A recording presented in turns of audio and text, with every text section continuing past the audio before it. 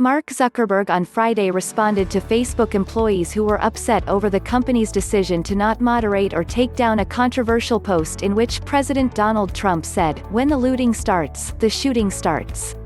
In his memo, Zuckerberg promised the company would review a number of its existing policies, including how the company treats content dealing with the use of police or state force and how the company treats content in countries where there is civil unrest or violent conflicts.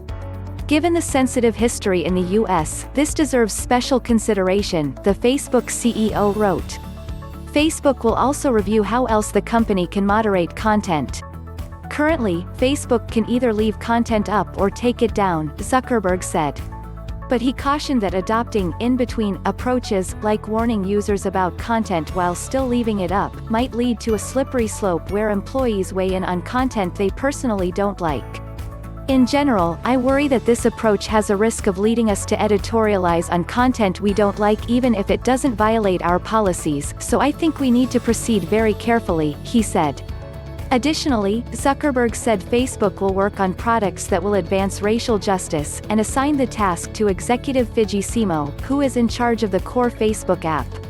He also pledged to build a so-called voter hub to provide users with access to accurate and authoritative information about voting, as well as building tools to encourage people to register to vote and help them encourage their friends and communities to vote as well.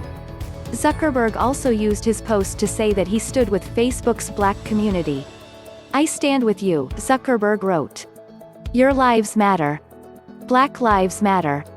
This statement comes in contrast to Zuckerberg's statements to employees at a company virtual all-hands meeting where he said he did not think it took any particular courage to say those things, like, "when there's a huge crisis," according to a transcript obtained by Recode.